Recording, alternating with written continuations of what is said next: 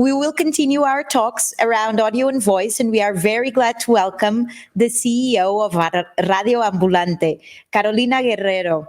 Radio Ambulante rose from just an idea about a decade ago to becoming the only Spanish language podcast distributed by NPR, reaching millions of listeners across the US, Latin America, and the world. We know that Radio Ambulante started with a couple of passionate people selling cupcakes to raise money to buy microphones. So we can't wait to hear more. Hola, Carolina, and welcome. ¿Cómo estás? How are you today? Hola, I'm fine. Thank you for having me and to allow me to tell you more about Radio Ambulante. Okay, great. So first, thank you for having me. I'm very excited to be here and to tell you more about Radio Ambulante. For you who are not familiar with our project, Radio Ambulante is a Spanish language podcast distributed by NPR. We are headquartered in New York, but we cover Latin America and Latinos in the US. So our team is a remote team that is spread all over the region. We also have like a couple of members of the team in Europe, in London and Berlin. So Radio Ambulante is a project of narrative journalism sound. We do long form audio. I come back very often to this photo, as Vera said. It started out of a passion, and this is me and my husband. He's a novelist and journalist. His name is Daniel Alarcón. And once in 2007, he was asked by the BBC to go back to his country of origin, Peru, to produce an audio documentary. And he was there traveling with a producer from the BBC and recording a bunch of interviews about music on this place in the mountains, in the Andes. And a month later, he went back. He used to live in California. He went back to Oakland. And a month later, he received the copy of the documentary. And he realized that most of the voices that he wanted to hear the most were left out of the documentary. So Daniel was left with a question, no? How will it sound to have those voices on the audio? And the reason why those voices were left out it was because they were in Spanish. So years later, we decided to create a project. This is us raising money with the first idea. And I want to tell you how we have grown since then. So in 2011, we came with this idea, tried to raise money, and very, very soon we realized that access to capital to projects like ours was very limited. But the project was very well received on the community by Latinos because we are based in the United States. Most of our audience at the time were Latinos in the US. Then we were reaching out people in Latin America. We launched in 2012 after a successful Kickstarter campaign in which we raised $46,000. And that year we had 7,000 listeners that we were very proud of. Anyone who has built an audience from listen number one, your mom, understand how hard it is to just really, really build listenership. So we were very proud, but we realized that it was not enough. But the project has never stopped growing. I created this timeline, skipping a couple of years, so you can see how we have grown our audience.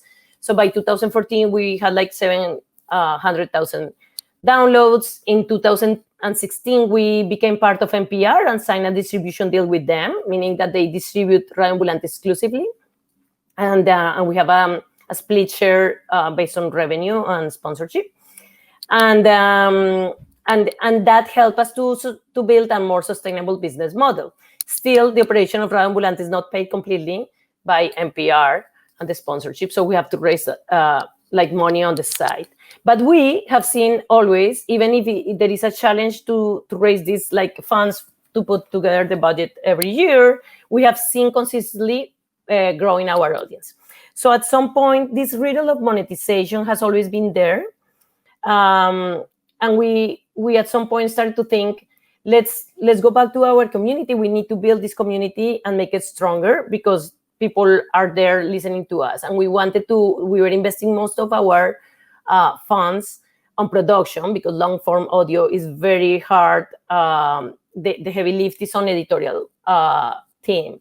So we had not enough resources to grow on the marketing side or the engagement side. But at some point, we brought a person in 2016. After joining NPR, we had the resources to bring an engagement person. I'm gonna tell you a bit who is in our audience. Mostly 70% of our listeners live in the United States. Around 28 live in Latin America. This changes a bit lower, a bit not depending on the stories. We are not yet in Spotify in Latin America. We're gonna be there soon, and I think this is going to change a bit now that Spotify is big in Latin America. One thing that is interesting for this talk is that we have realized with surveys and conversations with our audience that 1/3 of the US audience identify themselves as not Latinos or Spanish is not their first language. And we have a pretty young audience. 81% is under the age of 45, and the media of the listeners is 32 years old. We are the youngest. We have the youngest audience at NPR. Okay, so, but I want to come back to this point of the building the community. We feel Radio Ambulante is more than a podcast. At the beginning, when you launch a podcast, you have this feed, and you know that people listen because you have metrics, but it's very hard to understand what they want or what they feel or how they react to your content. So when we brought our engagement editor Jorge Caraballo in 2016, we started moderating conversations, and it was very, very, very clear that people wanted to talk. So for example, this is a tweet in 2017 of somebody who says that they listen to Radio Ambulante with their parents while they cut potatoes. And I love this image and this narrative because it reminds me like what radio was about before, that people got around a radio to listen to a story on a community. And we want this to feel like that. So we started creating products that we were able to get closer to the audience, and creating these newsletters, for example, that has recommendations for the weekend. We start featuring the listener of the week. Talks have fun sections like the Diccionario Latinoamericano. But mostly what we did is that when we realized that people wanted to talk, we created spaces for them to connect and get together. So one of the things that we did is we had 30,000 followers on our Facebook page, but it was just a page with likes. We created this Club de Podcast Radio Ambulante. It's a private group on Facebook, and people asked to join. But what we are doing there is more like conversational moderations. We ask questions and people get connected. And as you see this slide that is so busy, this is how it looked like. We realized that just moderating a couple of conversations, asking listeners to help us to create playlists, crowdsourced playlists, or having this behind the scenes making of the story on Facebook Live, people wanted to participate. People wanted to connect to each other. So we decided to create the first project for the community that we created was the Clubes de Escucha. Clubes de Escucha, it's basically listening clubs. And the listening clubs are events in which the community community of listeners get together and listen to stories together and then talk about it. This is a photo of one of the first ones that we piloted in Medellin, Colombia. We launched this project at the end of 2019 and piloted on 20 cities. And it sounds like getting together with a community seems like something that people have done for years, right? So why a pilot? And the reason why we piloted is because we wanted the community to take over the Clubes de Escucha and organize them themselves. So what we did we tested a few things, created a manual to do it better with tips. We created a code of conduct. We did this very fun coloring pages so people, it was not awkward to listen for an hour to a story and just like look to the wall, So, and it has worked very well. This is, for example, a Club de Escucha in Panama. This is one in Mexico. What I love the most about this is that these are a bunch of strangers who have one thing in common. They love Radio Ambulante, and Radio Ambulante is part of their life. And they, just because they feel the need to listen and talk about these important subjects of conversations that every episode brings, they get together. And at the end, we launched this in the fall of 2019. Last year, in 2018, I'm sorry. And last year, we had more than people, the listeners, the community organized more than 200 of them from more than 50 cities in the world. Like we had like clubes de escucha in Belarus or Uganda, like 3 listeners, 6 listeners, 20 listeners here and there. And this is very beautiful and very appreciated by our listeners. Other thing that we have done for the community is that for that percentage that I mentioned earlier, that we have many Spanish learners using Radio Ambulante to improve their Spanish, we created Lupa. Lupa is a language learning app. So since early in the project, we launched in 2012, and since that very year, we have been listening from independent students and Spanish language teachers who have been using Radio Ambulante in their classrooms or to improve their English. But the experience on our website was very, very bad because our website had the episode and a very long transcript in Spanish and a long translation in English. So people were like kind of listening and trying to read on another device while they listen to see if they could like understand what we were saying. So we created Lupa. We partnered with a technology company from Silicon Valley, Jiveword, and they brought the technology to our content to make sure that we could give a better experience for these listeners. Because even if they are not, it was kind of like we saw the opportunity because this audience was consistently always the same percentage, and it was too odd. So we were like, how can we serve them better, right? So you have the very features on Lupa. You can slow the speed. You can cover or uncover the text to see if you are understanding well or you are not understanding what is said. You can save vocab. It's great. So but this app is not free. It's an app that we sell. So serving this community, this app has been very well received by our community, but also it's helping our business model. It's like we, instead of trying to find like an additional thing to do, what we did is like added like value to what we already had, and think creatively and try to go back to this audience and around our content, try to break the language barrier by serving this community and also monetizing. Recently, last year, we launched our membership program.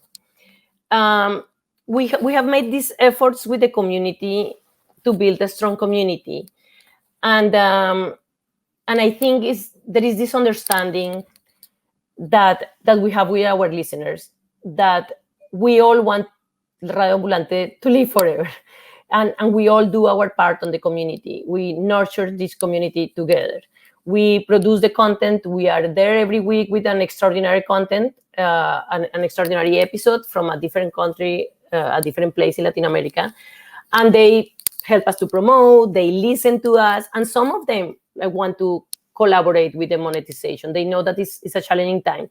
So the Ambulantes is the new name of our membership program, and is going very well. People are like very motivated to help, and they appreciate so much what we do for the community that they feel they want to be part of it. And it's incredible to see also on this program that we have also listeners who use Lupa and pay for Lupa, and also like because they appreciate so much Lupa, they also participate on the membership program, which is amazing. So this is kind of like how Radio Ambulante looks like before pandemic on the photo of the left. This is one of our live shows from a couple of years ago. We get together with the community. The community has grown a lot. Our team has now like 25 people. And we haven't been immune to the pandemic. So we are always thinking what the community needs. And we realized in the hard times that we lived in the last 6 months, that everybody was quarantined. Mostly in Latin America, people were locked down really seriously for 6 months in many places. So we realized, we started like doing, instead of like transition these live shows and start like doing these Fiestas Radio Ambulante, basically Zoom parties. We start like putting together these parties on Zoom, and had like 1,000 people coming to our parties. We were bringing DJs and seeing our listeners and offering this. I think we all needed these parties, and it was beautiful to see the reaction. We didn't know what to expect. We just like planned the parties very well and asked people to create an atmosphere to the party, get a cocktail, get together. But you see, like this listener with his dog living together the quarantine, like alone the quarantine. We had like so many listeners participating from isolation, and we put the community together. And I think it's the best party that we had. Like really is one of the best things that we have done. We have done 2 of them, and one is coming in a couple of weeks.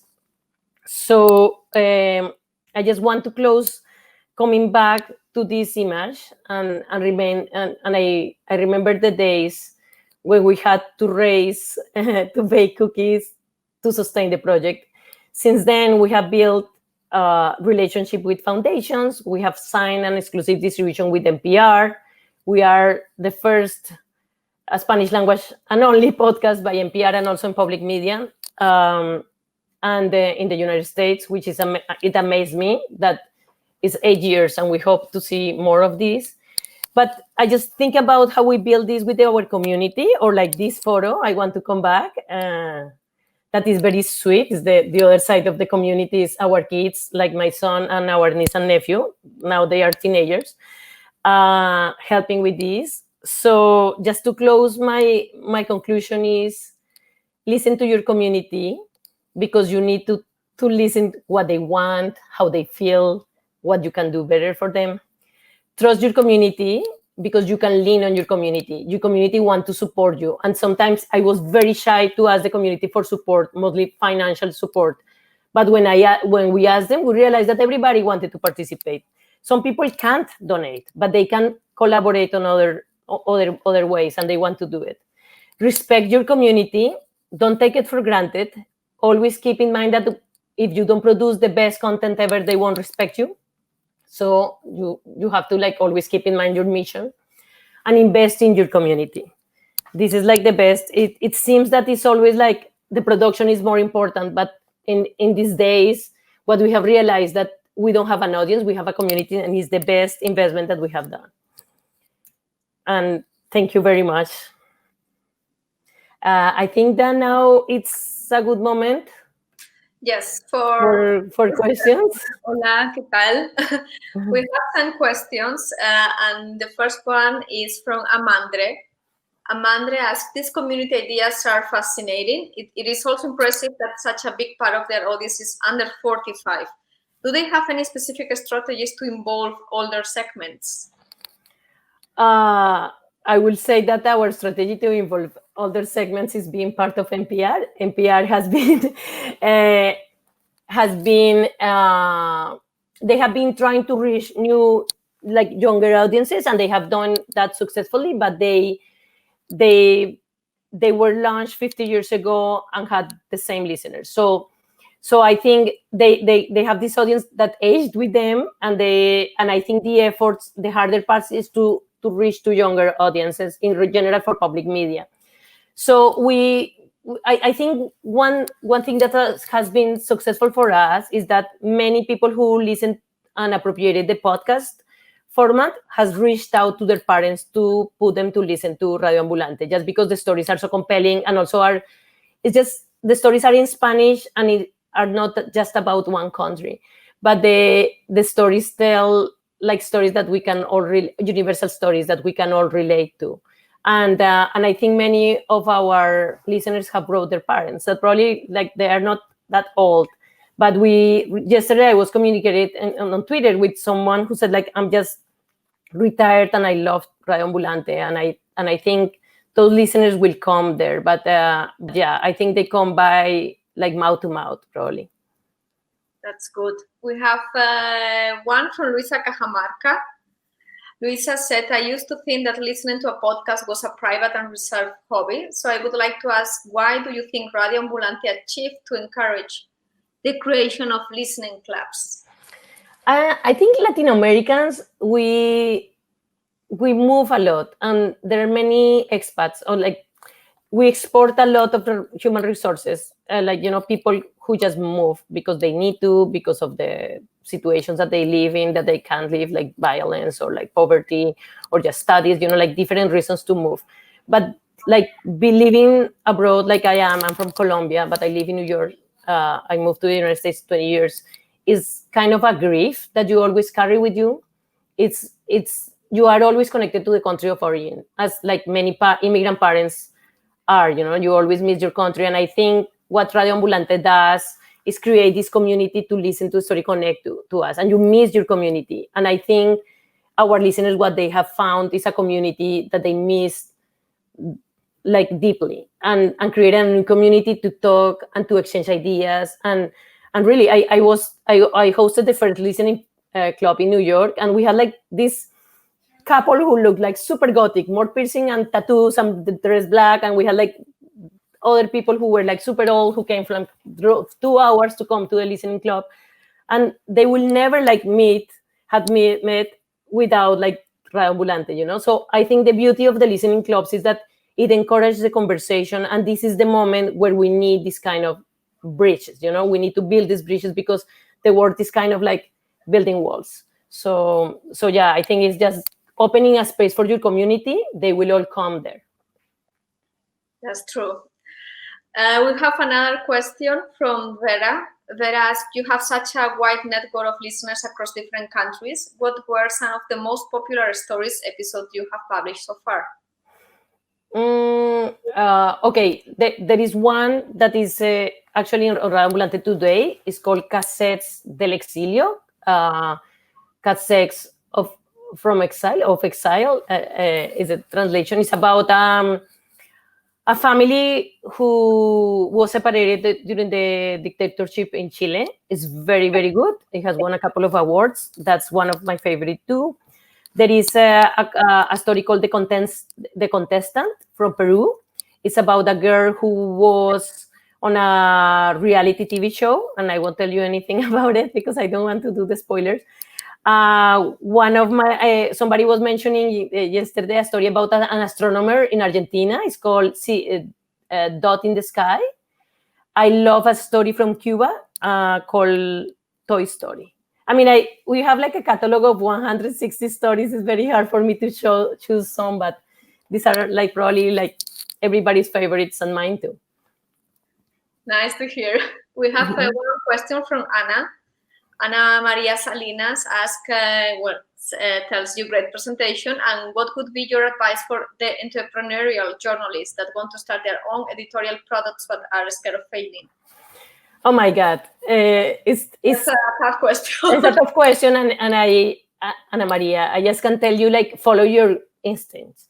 It's one thing that we have done very, I think, well, is just making sure that our editorial table is independent. We have a deal, a contract with NPR, but they don't. The condition is that they don't do anything editorial. They have to trust our journalism, and I think when money is involved, you need to just fight for that. Just like protect what you believe in, which is your journalism. And we all have our names there, right? So we want to make sure that we are recognized to be good journalism. Of course, mistakes sometimes happen, but we do our best work possible. And in terms of monetization, it's very important that you have that, because when you just like give up even a piece of that, the product will suffer, your mission will be shifted, and your audience will resent it. So my first advice is that you need to follow your your guts. And the other thing, to making sure, probably from an entrepreneur to another entrepreneur, I guess, my advice to make sure that you can protect your editorial point of view is just pay yourself first. Make sure that you have a salary so you don't have to compromise the leadership of your company. Good advice, Carolina. Thank you. We have time for one more question. This question is from Linda Beckbagare. Linda asks, what other strategies do you use to keep your community engaged? What works the best?